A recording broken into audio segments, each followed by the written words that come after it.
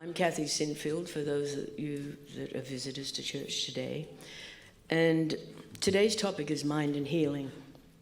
I'm so excited about this because I've changed my talk about 20 times. But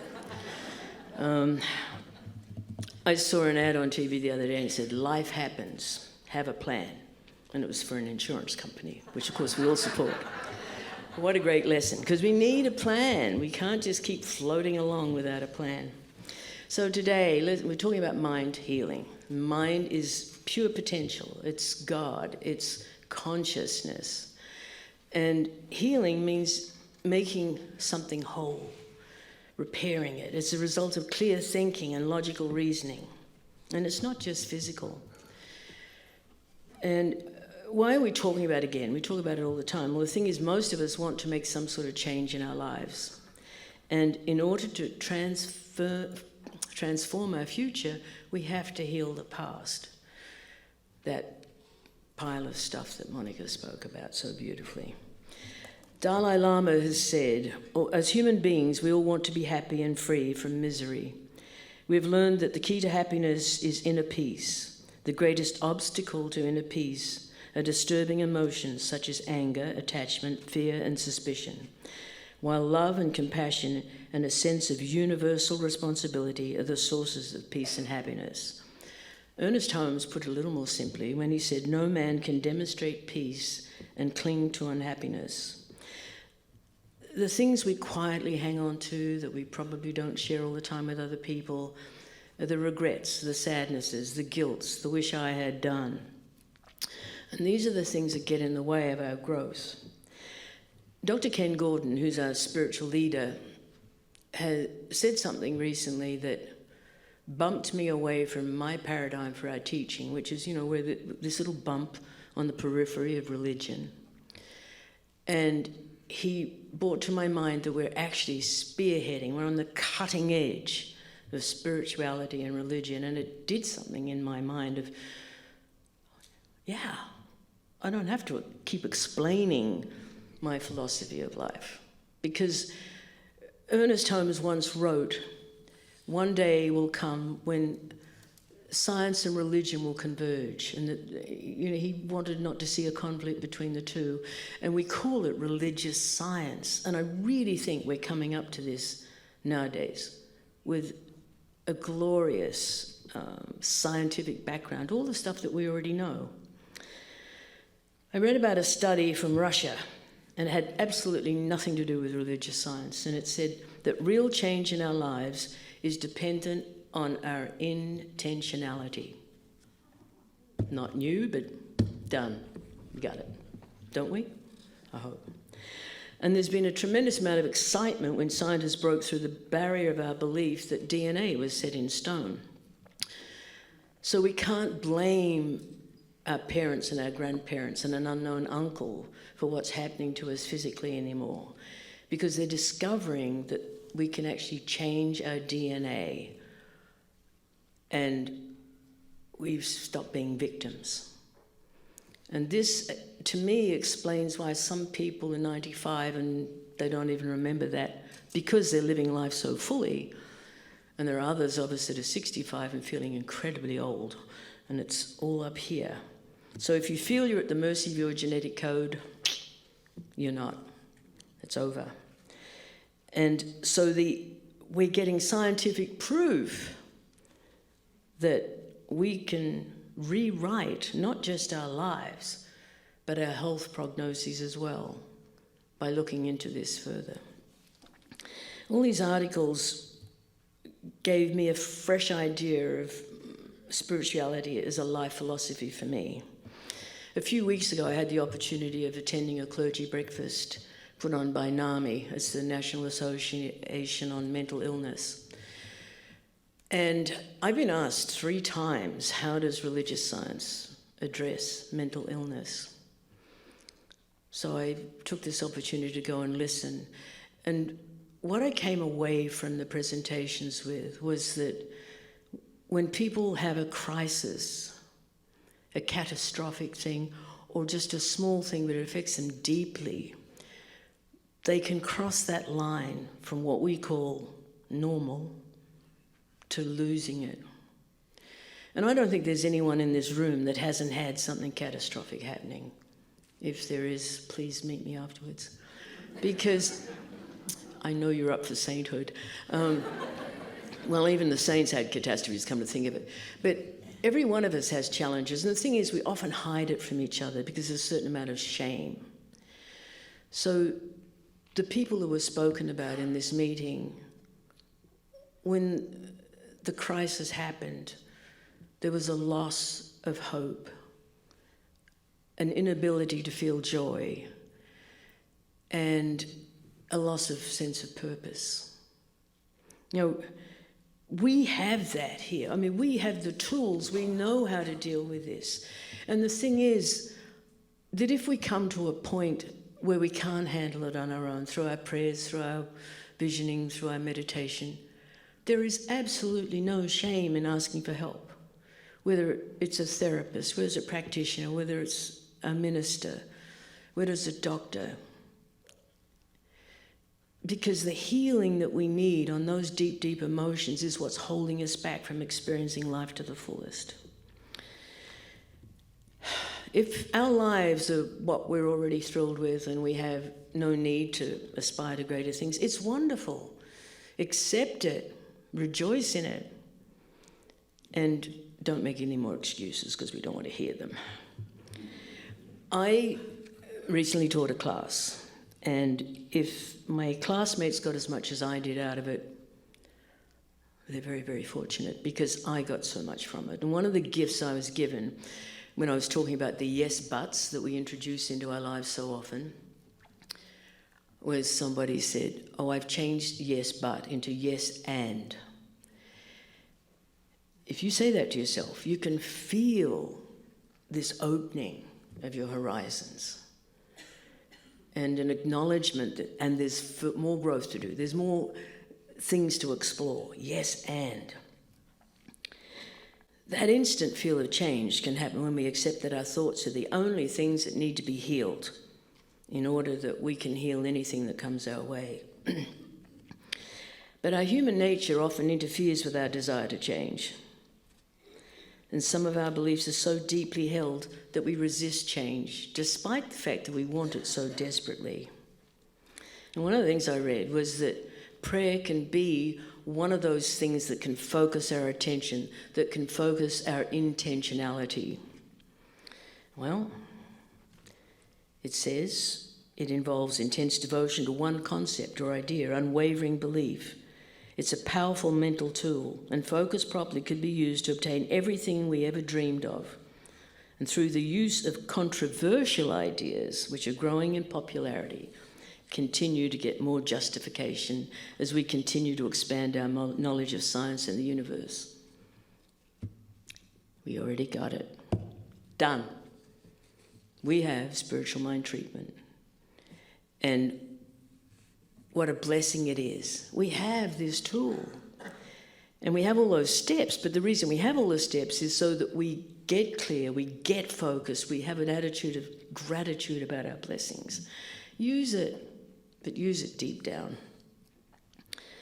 One of my teachers was a quantum physicist, and not that I studied quantum physics, but Amit Goswami, who some of you may remember from the documentary film, What the Bleep Do We Know? Now, if you didn't see it, I didn't bleep anything out then. That's the name of the film. And his passion as a quantum physicist is to teach people that the universe is self-aware, that consciousness creates the physical world. It's the basis of all worldwide religions. In one class he said, it's all God. Got it. Done. Do you know how far advanced we are? How lucky we are? I really want you to think about it. And another one of my teachers, Martin Rossmann, who wants to teach patients how to use their minds to fully utilize their innate healing power. Both these men played a huge part in healing a schism I had between my philosophy and the reality I saw had been in the medical world. And then, of course, there's epigenetics, which is a whole new thing, changing our genes can change our life. Read about it on the internet. It's fascinating. But the function of the mind is to create coherence between our beliefs and the reality we experience. What it means is that your mind will adjust to your body's biology and your behavior to fit with your beliefs. So many of us as positive thinkers recite affirmations for hours on end, and we don't get down to the deep, deep mind beliefs we hold. So we go back to the Bible, be ye transformed by the renewing of your mind. So to me, spiritual growth is the key component, and your thoughts can become a powerful force for change in your life. And with that, I want to hand over to Reverend Mary the Magnificent. What more can I say?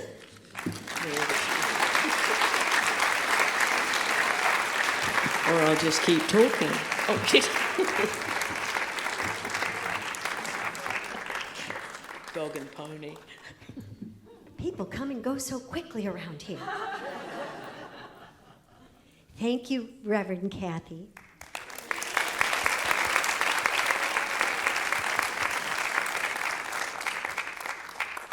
So today our great topic is mind and healing. And we have 10 minutes to tell the entire world everything about healing. Isn't that fun? 1, 2, 3, go. So the underlying principle in religious science is that thoughts are things, and that there is a principle that says everything that is created by thought. Okay? So before it's just a thought, it also has to become a pattern, because it gets handed off from the conscious mind to the subconscious mind, and then it comes into form, right?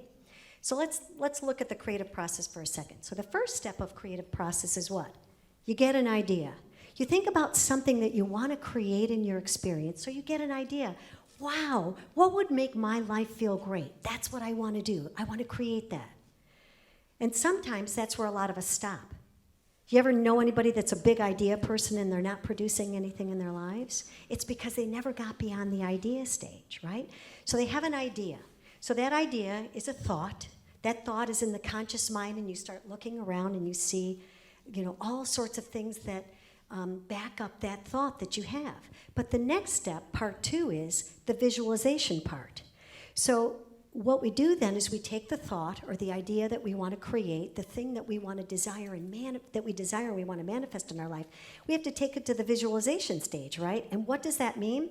We go to our imagination workshop, and we have to take it from not only realizing that it's possible, because plenty of us realize great good things for that guy over there, but not for ourselves, right? So we have to believe that it's not only possible, but it's possible for us. And that's the important key to manifesting in your experience. I can know till I'm blue in the face, Kathy winning the lottery ticket, and that's wonderful, but then I'm still not winning the lottery ticket, am I? But I'm knowing for her. So you have to be willing to say, this is my idea, this is what I want to create, and now I'm going to visualize it, right? So the visualization part is the one that syncs it or gives the pattern to the subconscious mind, right? So the subconscious mind, we know as a term as the law, or it's the creative mind. It's the Spirit of God acting on the impress that you gave it. So the third part of the creative process is the manifestation of it. You have a thought, you visualize it, you fortify it with feeling and conviction, and then it manifests, right? Is that working for everybody? It is, isn't it? We are always using creative thought. We're always using the creative process. We're just not always using it the right way, right? I bet any one of us could tell the guy next to us something that's going south in our life. We have become experts, I think, at telling everybody, oh, and then this happened, oh my God, and then this, and then your friend commiserates with you, and then you're all in that swamp together, right? But this teaching says, no. You want to create something that you want? Guess what? You take your mind off the problem, and you put your mind not only on God, but you put it on what it is you desire, right? Don't become the expert at what you don't want. Become the expert at what you do want. Okay? And then you guard that, don't you? Because you start talking to somebody else about it, and they'll tell you all the 50 reasons why you can't have it. Oh, it's never going to work. You're too short. You're too this. You're too that. Whatever it is, they'll have a million reasons for why it won't work. So think about the idea that our thought is like the clay in a potter's hand. Now you think about that for a second. We always go to the clay and say, oh, this is the hand I was dealt, right? But the potter is in charge, isn't he or she? They're in charge of creating the object that they want. So the clay is just responding to the potter's directive. It's the same thing with our thought. It's the same thing with our mind. It's the same thing with our body, right? Our body receives the directive from our mind. And so our mind is just an outpicturing of our thought. Sounds crazy, but it is true. And we may say, oh, no, gout runs in my family. Oh, I have a propensity for high cholesterol. Or I always pick the wrong guy or the wrong gal. I'm just bad at, I don't know how to manage money. Math and me, forget it, right? So we've got these thoughts in our mind. So how do we get rid of them? How do we get rid of the conditions that we have that we don't want? And you can go, oh, I've thought, I've prayed, I've done affirmations. How many of you have tried that?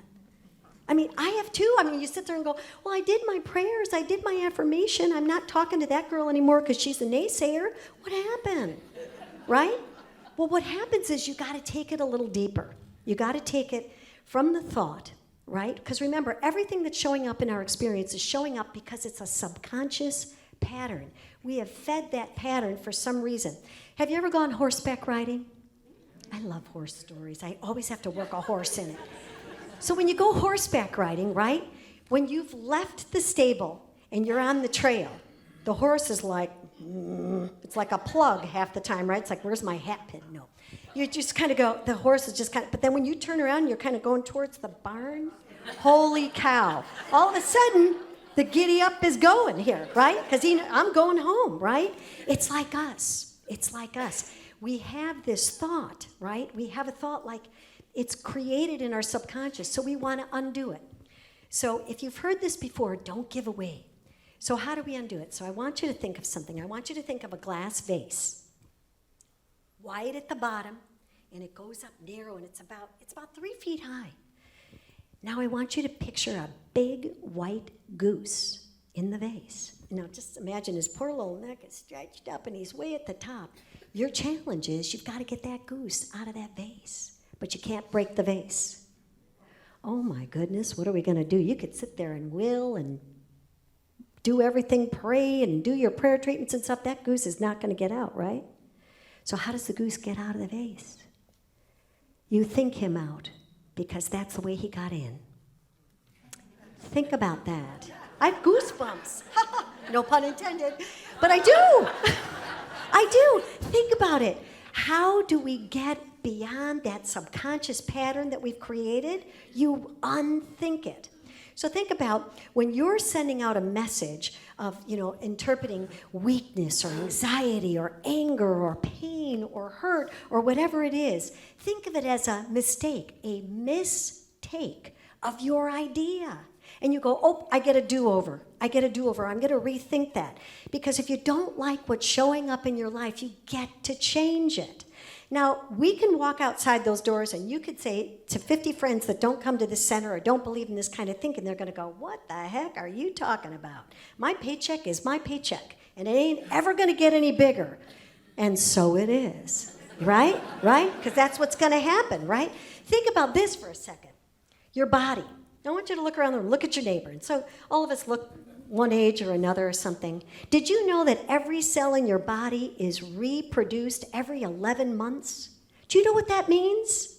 We're all 11 months old, right? We're all 11 months old. Look at your neighbor. You're 11 months old, Debbie. Gosh darn it. Some of us wear it a little better than others. But true. So your cell doesn't know that it was supposed to be a bad cell, or it was supposed to have some genetic thing, or it was supposed to be a bad decider of boyfriends or girlfriends, or a bad mathematician. Your cells don't know that. Maybe we should follow the Greek. With the Greek women, the goddesses, they only allowed them to be surrounded by beautiful artwork and beautiful statues and gazing ponds. They didn't want them to see anything negative. They were shielded from all that stuff so that they would only reflect beauty. It never got into their consciousness. That's what we have to do. We all have to be Greek gods and goddesses and not let it penetrate the thought, right? Never let it penetrate the thought. Think about that potter and his clay, and think about the idea that when you send a thought to mind, and you're thinking your thought, you think, what would make my life so yummy and delicious that I just would be so happy? What do? Think about a laser light, and that laser light pinpoints an idea and that beam perfectly, right? It just dials into it perfectly. That's what you want to do. You want to keep that thought in your mind and impress upon it what it is that you desire. You may have used creative thinking wrong your entire life, but guess what? The universe doesn't care. It's not going to hold grudges. It's not going to go, yeah, well, I'd help you, but you've been a loser for a long time. So sorry about your luck. It's not going to say that, right? What it's going to say is, the moment you stop and turn and say, you know what, up until this moment, I had this particular type of limited thought, but I'm choosing not to have it anymore, and I'm choosing to repattern. So for one final idea, remember this. God, the universe, the divine mind, never created any limited person or thing, ever. God never created a limited person, ever. Concentrate on that, remember that, and know the power that I'm using is the power of spirit. It is the most powerful thing in the world. There's nothing that can challenge it. It makes you driven to be a source-based life. You come from the place of God knowing the truth for you, and that's what realizes. And that's how all your dreams come true. And so it is. Thank you.